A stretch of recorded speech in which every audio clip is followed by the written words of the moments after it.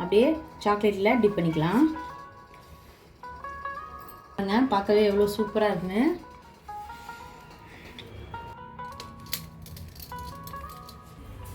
Hi friends, மித்ரது cooking சேனலில் நம்ம இன்னைக்கு பேக்கரி ஸ்டைல் டோனட் எப்படி செய்கிறதுன்னு தான் பார்க்க போகிறோம். குழந்தைங்களுக்கு ரொம்பவே பிடிக்கும்.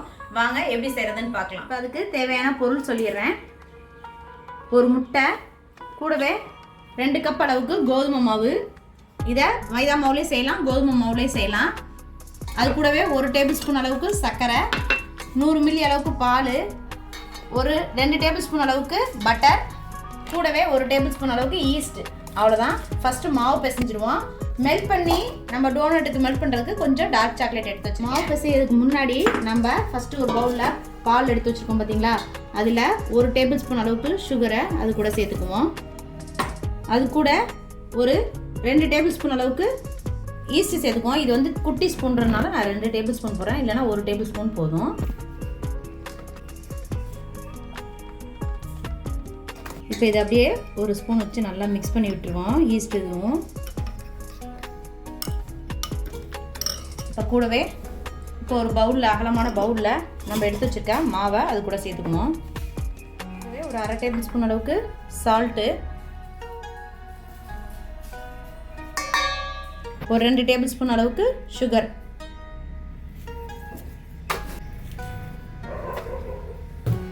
இது எல்லாத்தையுமே நல்லா மிக்ஸ் பண்ணி விட்டுருவோம். கூடவே 1 டேபிள் ஸ்பூன் அளவுக்கு பட்டர். நல்லா ரூம் டெம்பரேச்சரில் வச்சுட்டிங்கன்னா இந்த மாதிரி நல்லா மெல்ட் ஆயிரும். இப்போ நம்ம எடுத்து வச்சுருக்க முட்டையை அதோட சேர்த்துக்கலாம்.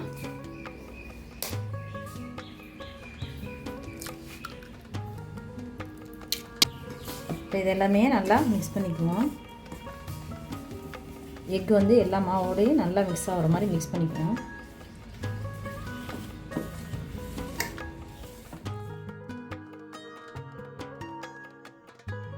இப்போ இந்த ஸ்டேஜில் நல்லா அப்படி பிடிச்சோம்னா சூப்பராக பிடிக்குது பாருங்கள். இந்த மாதிரி இருக்கணும். இந்த மாதிரி எல்லாத்தையும் நல்லா மிக்ஸ் பண்ணிட்டோம்.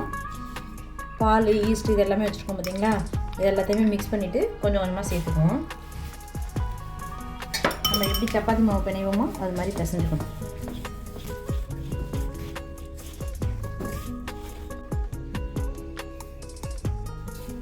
பால் கொஞ்சம் அதிகமாக சேர்த்துட்டோம்னா ரொம்ப தண்ணியாக போயிடும். அப்புறம் மாவு சேர்க்கும்போது கரெக்டாக இன்க்ரீடியன்ட்லாம் எல்லாமே மாறி போயிடும். அதனால் கரெக்டான மெஷர்மெண்ட்டில் சேர்த்துக்கோங்க. பாருங்கள், இந்த அளவுக்கு போதும். நம்ம லைட்டாக இப்போ திரிச்சுக்குவோம். இது கொஞ்சம் எக்ஸஸாகவே எனக்கு இருக்குது, மீதி இருந்துச்சு.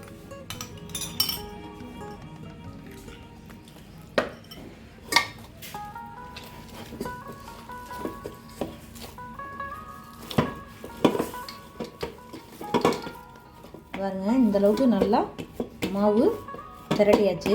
இப்போ இதை அப்படியே நல்லா ஒரு ஒயிட் கிளாத் போட்டு மூடி வச்சுருவோம். ஒரு 2 மணி நேரம் ஊறட்டும். 2 மணி நேரம் கழித்து பார்ப்போம்.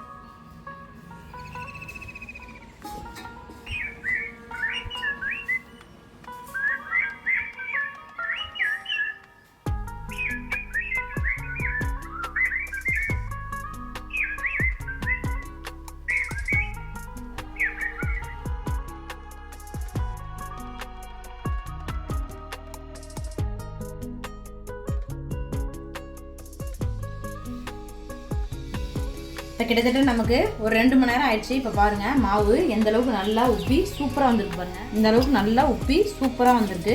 இப்போ இது எல்லாமே நல்லா ஒன்று சேர்த்துக்குவோம். இப்போ மாவு எல்லாமே நல்லா ஒன்று சேர்த்தாச்சு.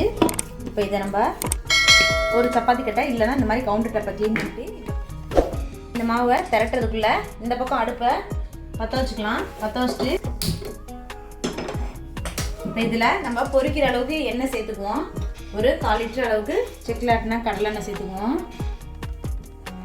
இப்போ இந்த சைடு மாவு நல்லா இந்த மாதிரி வச்சுட்டு லைட்டாக மேலே உதிரி மாவு போட்டுட்டு அப்படியே திரட்டிக்குவோம். இப்படி கையிலே அழகாக தட்டிடலாம். நம்ம உருட்டுறத விட இப்போ திரட்டிட்டோம். ரொம்ப நடுவில் மொத்தமாக இருக்குது, அதனால் இப்படி லைட்டாக எல்லா பக்கமும் ஈவனாக இந்த மாதிரி ஸ்ப்ரெட் பண்ணிக்குவோம். பாருங்கள், நல்லா இந்த அளவுக்கு மொத்தம் இருக்குது பாருங்கள். இந்த மாதிரி இருக்கணும். இப்போ நம்மகிட்ட ஏதாவது ஒரு டிஃபன் பாக்ஸ் மூடி இல்லை இந்த மாதிரி டிஃபன் பாக்ஸ் இருந்துச்சுன்னா நம்ம எந்த அளவுக்கு ரவுண்டு தேவையோ அந்த அளவுக்கு வச்சுக்கலாம். நான் மீடியம் சைஸாக எடுத்துருக்கேன். அது மாதிரி நம்ம திரட்டினதில் இப்படி எத்தனை செய்ய முடியுமோ அத்தனை அளவுக்கு போட்டுக்குவோம்.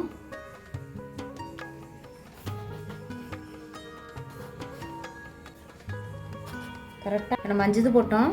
அதே மாதிரி நடுப்புற ஒரு மூடியோட ஏதாவது பாட்டில் மூடி இந்த மாதிரி வச்சுருந்து நடுப்புற ஒரு ஓட்டை மாதிரி போட்டுக்குவோம்.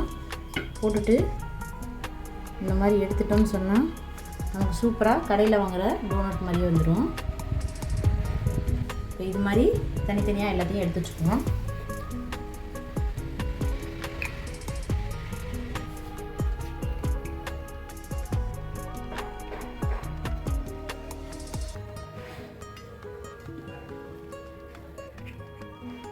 இது அப்படியே திரட்டியாச்சு. இது மறுபடியும் எல்லா மாவையும் ஒன்று சேர்த்துட்டு மறுபடியும் அதே மாதிரி தட்டி எடுத்துக்குவோம். லைட்டாக நம்ம எண்ணெய் சூடாயிடுச்சான்னு கொஞ்சமாக மாவு போட்டு பார்ப்போம். பாருங்கள், போட்டோன்னே நல்லா மேலே உப்பி வருது.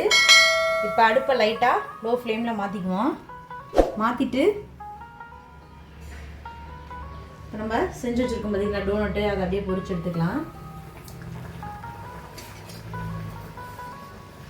அகலமான சட்டினா 2-3 போட்டுக்கலாம். நம்ம சின்ன சட்டின்றாங்க, நான் 1 போட்டு பொரிச்சு எடுத்துக்கிறேன். அப்படியே லைட்டாக திருப்பி போட்டுக்குவோம். சிம்மில் வச்சு நல்லா வேக விடணும், இல்லைன்னா உள்ள மாவாக இருக்கும். அதுக்காண்டி தான் அடுப்பை லோ ஃப்ளேமில் மாற்றிக்கணும். நல்லா 2 சைடும் திருப்பி விட்டு வேக வச்சுக்கணும். பாருங்கள், நுரையெல்லாம் நல்லா அடங்கிடுச்சு. நமக்கு சூப்பராக வெந்துருச்சு. இதை அப்படியே எடுத்துக்குவோம். எடுத்துட்டு ஒரு ஆயில் ஃபில்டர் இருந்துச்சுன்னா வச்சு அப்படியே ஆயிலை ஃபுல்லாக வடிகட்டிக்குவோம்.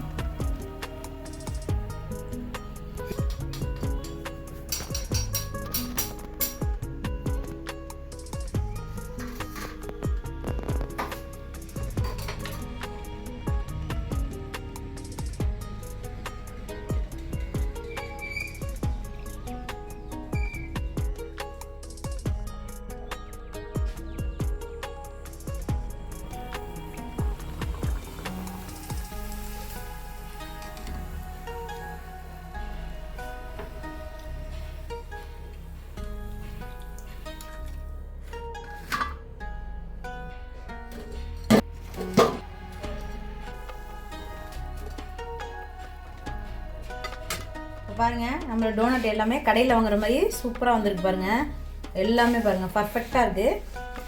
இப்போ அடுத்து ப்ராசஸ் நம்ம அடுப்பில் கீழே சுடுதண்ணி வச்சுட்டோம். அதுக்கு மேலே ஒரு பவுல் வச்சுட்டு டபுள் பாயிலிங் மெத்தடில் நம்ம சாக்லேட்டை இப்போ மெல்ட் பண்ண போகிறோம்.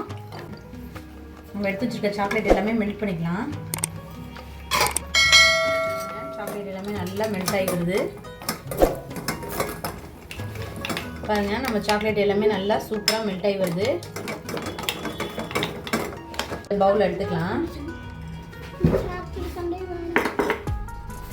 சூடாக இருக்குது. இப்போ சாக்லேட் எல்லாமே நல்லா மெல்ட் ஆயிடுச்சு. இப்போ நம்ம டோனட் அப்படியே சாக்லேட்டில் டிப் பண்ணிக்கலாம்.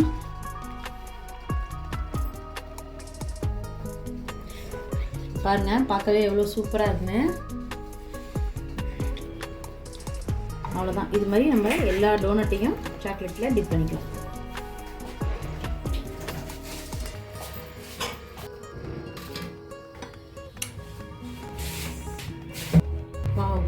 இப்போ நம்மளுடைய சாக்லேட் எல்லாமே சூப்பராக டிப் பண்ணி எடுத்தாச்சு. இதுக்கு மேலே வேணால் டெக்கரேஷனுக்கு நீங்கள் கொஞ்சம் ஒயிட் சாக்லேட் இருந்துச்சுன்னா நம்ம லேசாக போட்டு மேலே கொஞ்சோண்டு ஜீரகம் மிட்டாய் கலரிங் எது இருந்தாலும் நான் எல்லா விதமான நட்ஸும் நல்லா ரோஸ்ட் பண்ணி இந்த மாதிரி வச்சுருக்கோம், நுணுக்கி வச்சுருக்கோம். இப்போ அதை அப்படியே லைட்டாக மேலே தூவி விட்டுக்குவோம்.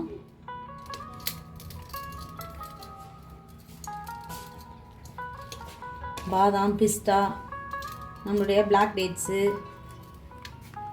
கிரேப்ஸு எல்லாமே இந்த மாதிரி ரோஸ்ட் பண்ணி வச்சுருக்கோம். பம்ப்கின் நட்ஸு இதெல்லாம் இதை அப்படியே மேலால் தூவி விட்டுக்குவோம்.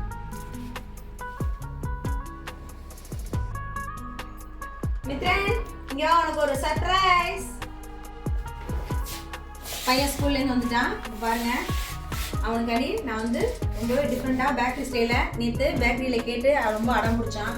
நான் வீட்டில் செஞ்சு தரேனே அதே மாதிரி டோனட்டு செஞ்சுருக்கோம். இதே மாதிரி நீங்களும் அளவு மாறாமல் அதே மெஷர்மெண்ட்டில் செஞ்சிங்கன்னா கரெக்டாக பர்ஃபெக்டாக வரும் நம்மளோட டோனட்டு. இப்போ தம்பி நீ சாப்பிட்டு பாரு எப்படி இருக்குன்னு சொல்லு.